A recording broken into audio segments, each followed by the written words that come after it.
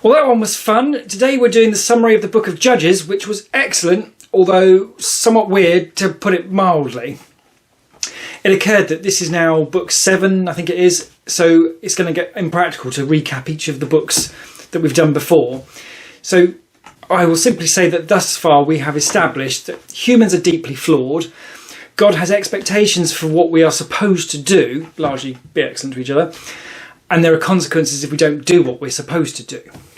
There are summaries for the other 6 books already done, so I'm not being that casual in terms of just dismissing them. So we have done a bit more detail, but for the context that comes before the Book of Judges, that's basically where we are. It's been really tricky trying to figure out where the Book of Judges sits, because it's so weird and it's very different to the rest we've come across in that it's written much later. That's probably not different to some of them. But it's written as someone writing much later, whereas Genesis, for example, is written almost as if it's someone writing at the time. So this is certainly a different sort of style. Overall, though, the best I've come up with is that if you had to characterise it in terms of the big picture, it looks to me like it's repeated instances of God having mercy on the Israelites, trying to reach out to them to save them, despite the fact they keep sinning and, well, arguably don't deserve it. It's been quite tricky trying to figure out what the Book of Judges is in terms of what you take from it, because some of the detail is so odd. I mean, there's Samson having his eyes gouged out after all these weird instances with his girlfriends, a flying loaf of bread taking out a tent in a dream and someone just working out that's this guy coming, and human sacrifice. Just so messy. On the second round of Sodom and Gomorrah, that's even worse than Sodom and Gomorrah. So it's completely nuts. But if you take from the big picture over the context of several hundred years where this is written, what you keep coming back to is God keeps reaching out to the Israelites to try and find some way for them to redeem themselves, and they keep mucking it up and going back to sinning.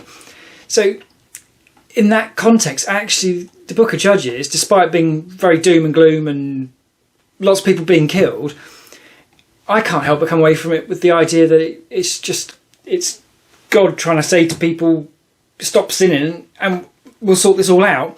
Here's another chance. And it's in that respect, it's not the God of fire and brimstone that you generally hear about for the Old Testament. It reads in a much softer sort of context, albeit with the weirdness and the context of a lot of years. The book itself reads in a slightly ridiculous way. I had real trouble with this, and it's this repeating pattern. So Joshua dies from the previous book. Israelites go back to sinning. God takes pity on them after a while, raises up a judge who leads them out. You know, everything's fine, tickety-boo. Judge then dies, mostly of old age it seems in most cases. Israelites go back to sinning, and this just cycle going round and round and round. And it seems like almost like a story device and ridiculous. But if you give it that context of several hundred years, it's like, okay, well, you know, stupid cycles do happen. It occurred that an example of that might be economic cycles. So you go way back and suddenly you've got everyone borrowing tons of money to buy shares they can't afford, and the stock market collapses, everybody loses everything. That's your Great Depression. You then got a little bit goes along, and then a bit later on everyone has to have a war because it's too much trouble not to have a war, as Edmund Blackadder put it. You then got all sorts of problems with that, but including economic problems. You then go on a little bit longer, and then you've got everyone getting really excited about buying all these shares for all these new companies and this internet thing that's all fantastic and wonderful, and it's all blatantly obvious that none of these companies are making any money. People still buying them, all blows up. Obvious bad idea, but still people did it. We then have 2008, same thing again, basically, but with houses. Pretty obvious that what was going on wasn't sustainable, but it still goes up and up and up, explodes, everything comes down again. Then recently we have pandemic, and then all the stimulus to try and sort that out, and everyone's, yeah, this is brilliant, it's brilliant. And it was obvious that for 15 years that it was going to lead to higher interest rates. Of course, that then happens, another great big crash. So economics has those cycles, and in that context, they sound ridiculous when you recite them in 30 seconds. But that's 95 years that covers. So that's all happened. So I guess in this context that could make more sense, I think. That being said, again, there's nothing in this beyond the so ridiculous you couldn't make it upness of it to actually suggest it's true.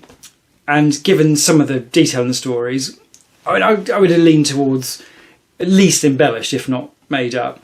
But again, I don't think that actually matters. I think these details are so odd in a lot of these stories that you've got to surely just take the big picture and the rest, the detail, with a pinch of salt. There's also the factor, of course, that we have to be careful that if you read this from the perspective that God doesn't exist, the base assumption that God doesn't exist, then it all sounds absolutely ridiculous. If you read it with the base assumption that God does exist, then it will make perfect sense. So hence you have Christians and you have atheists. But we're trying to read this in the context of, okay, maybe he exists. So if he did, this could all be perfectly true. It still wouldn't matter if it wasn't perfectly true, I don't think. But yeah, approaching it with that open mind is tricky, and the weirder it gets, the more tricky it gets. Albeit there's not going to be any proof within the Book of Judges as to whether God exists or not. We'll have to try and find that elsewhere. Proof is the wrong word. Evidence beyond reasonable doubt. We'll have to find that later on somewhere. There's some interesting stuff that came out of this for the second round of Sodom and Gomorrah and the Jephthah stuff, in that you hear a lot of people talking about God committing genocide, or the Israelites committing genocide in the Old Testament. But to this point, it doesn't look like genocide. It looks like lots of back and forth and intermarrying of tribes and oppression. Canaanites oppressing the Israelites, and Israelites oppressing the Canaanites and the Moabites and all these other ones mixed in.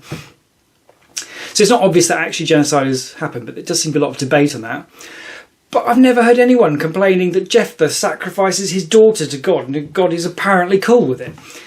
And, well, I'm not cool with that. That's just so odd that both that it happened and that everyone seems relaxed and groovy. It does sort of raise the question, how many people who raise opinions about the Old Testament and how terrible God was, how many of them have actually read it? Because there are more obvious things to pick on, I would have thought, than the genocide thing, because that does, at this stage at least, look a little bit ambiguous. Whereas Jeff sacrificing his daughter doesn't seem so ambiguous. But regardless of all the weird detail, for me, the takeaway from the Book of Judges is that God keeps trying to help the Israelites redeem themselves, and they keep messing it up. So at this point, the evil God of the Old Testament, as Richard Dawkins talks about, is how terrible. I mean, those things that Dawkins refers to are clearly happening. How you interpret them is another matter, obviously. But that's still a God who is trying to reach out to these people to save them, and they are just rejecting him and just being total punks about it. So, yeah, I think in that respect, the Book of Judges does move things forward quite well. I'm, of course, always conscious about over-reading into things. I mean, I think, as I've said before, you've got to read between the lines, because you take the stuff at face value. It's absolutely bonkers, and why would anyone ever read it? And that's true, again, as I said, of any great writing. It's always going to be the meaning in the gaps. It's never just going to be the flat words. But the detail, again, is so nuts. You just think, no one's trying to claim this is literally true, surely. Like the story of Samson, it's got those two lots of three in. And just taking doors for a walk. They feel like very basic literary devices to tell a story. On that problem of interpretation in the Bible, the story of Jephthah occurs that it gives us a useful bit of context for that. In that Christians broadly all agree on the words of the Bible, but yet there are a ridiculous number of different denominations of Christianity. Depending on how you Google it, I mean, there's hundreds, if not thousands, who've all got the same words and agree what the words are, but all disagree on what the meaning is. And like Jephthah example, I've gone looking for, what the hell is this about? What have I missed something? And is there something in there that suggests that I've completely misunderstood? But no, I mean, the more I looked at it, the more clear it becomes that the extra detail just isn't there. I mean, there's plenty of theories in terms of what it means and what actually happened and all the rest of it. But bottom line, it all goes back to the words in the Bible that everybody has read. So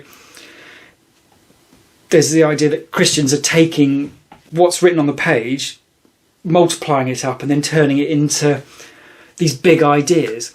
And I don't quite know what to do with that yet, but that idea is sort of emerging, that this could be maybe not a problem, but just something to contend with.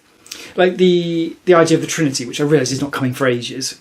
The Father, Son, Holy Spirit type thing. That apparently is not in the Bible. We're not going to encounter that at any point. That is a human interpretation of what that is. And when we get to reading it, maybe that will be a great fit for what that is. Or maybe it's someone's decided 1 + 1 = 9, and or just trying to find some way of making it work. And I think that's a problem I'm becoming more aware of, and being very cautious on myself when I'm reading something and then pulling out from it meaning from between the lines. But yeah, I thoroughly enjoyed the Book of Judges anyway. That was great fun. Ridiculous, but fun and interesting, and good story and big idea that comes out of it. The idea that God is trying to repeatedly reach people. I would love to know what you think, though. But recent video, the Tangent 4 one on the best argument against God. Some fantastic comments on there, that many of which just completely disagree with me. But really interesting food for thought and stuff. So I'm very welcoming of anything like that to help move the debate along and see where we go from there. But yeah, so with that done, we are on to the Book of Ruth next and see what that's all about.